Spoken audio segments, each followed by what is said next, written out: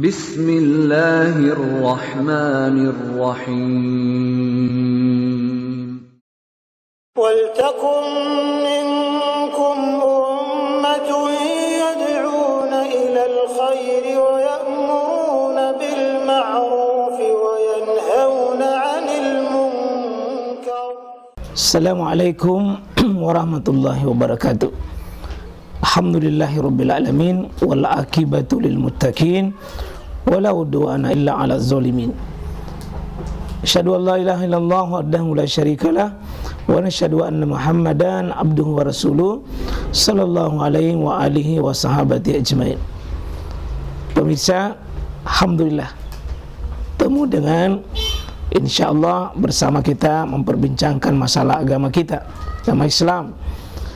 Kesempatan kali ini menjawab satu masalah yang banyak menggelisahkan di tengah masyarakat kita, ya, bagaimana pengurusan jenazah yang tidak pada umumnya kalau dia menjadi korban COVID-19 atau virus corona.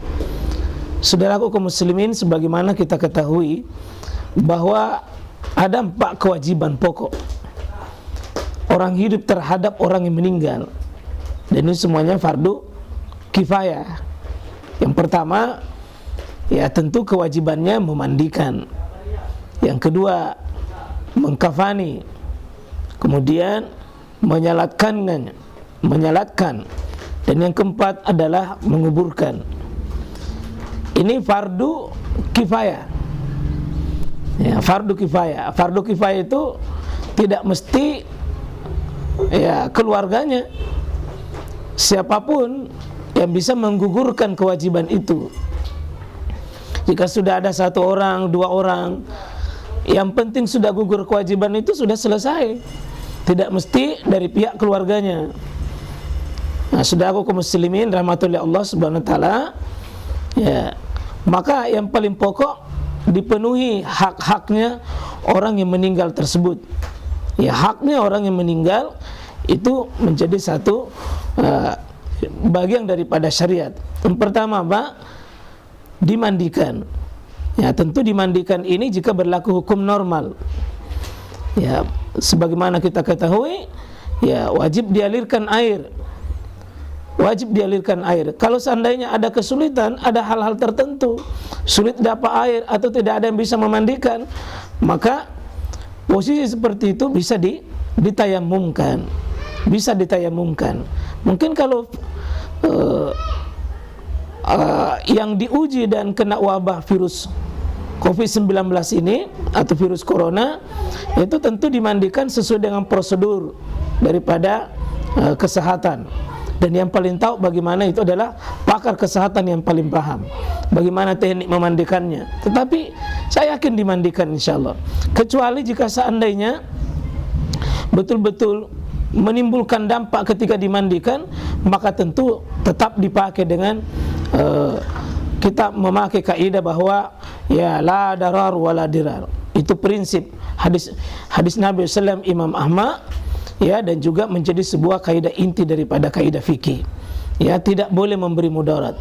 Seandainya memandikan ini bisa korban juga nyawa taruhannya, maka tidak dimandikan oleh sebagian ulama, itu pun boleh.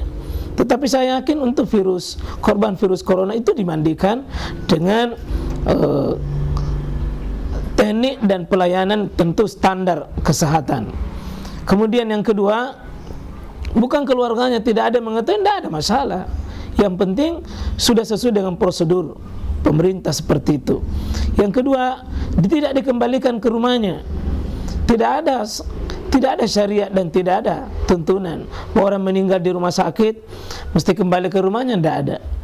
Ya, tidak mesti. Coba kita membaca sejarah bagaimana pejuang-pejuang mujahid fisabilillah di masa Nabi, di masa sahabat, kan mereka dikuburkan.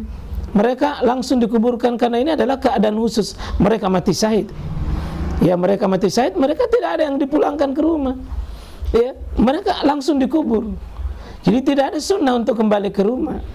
Tidak ada, cuma kebiasaan kita ya dikembalikan ke rumah, disemayamkan. Nanti kalau kita nanti perasaan tenang, Ya, dan tenang jika ada keluarga.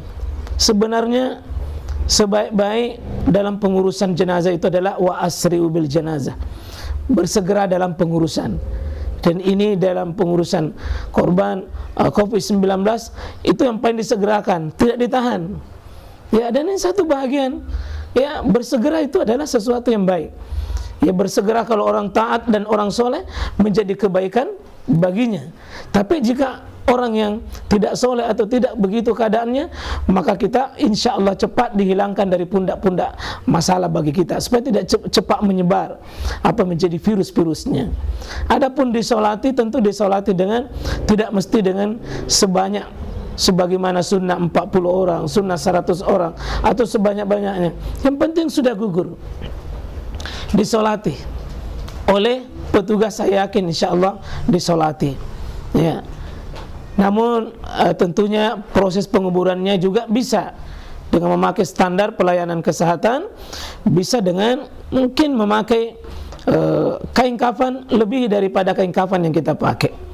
Dan ini semuanya sudah dipikirkan oleh tim ahli medis, sudah dipikirkan semua oleh tim ahli kesehatan yang mereka paling tahu apa akibatnya. Yang pokok ditutup auratnya, kan sudah ditutup dengan plastik, sudah ditutup dengan pakai peti.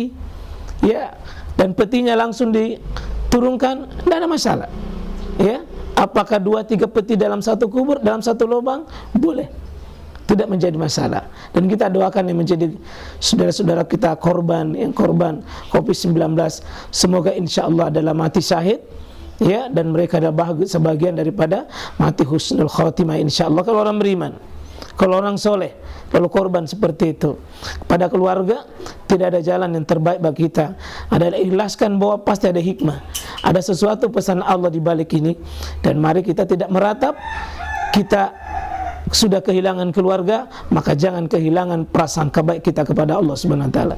Qul qouli hadza astaghfirullah. Assalamualaikum warahmatullahi wabarakatuh.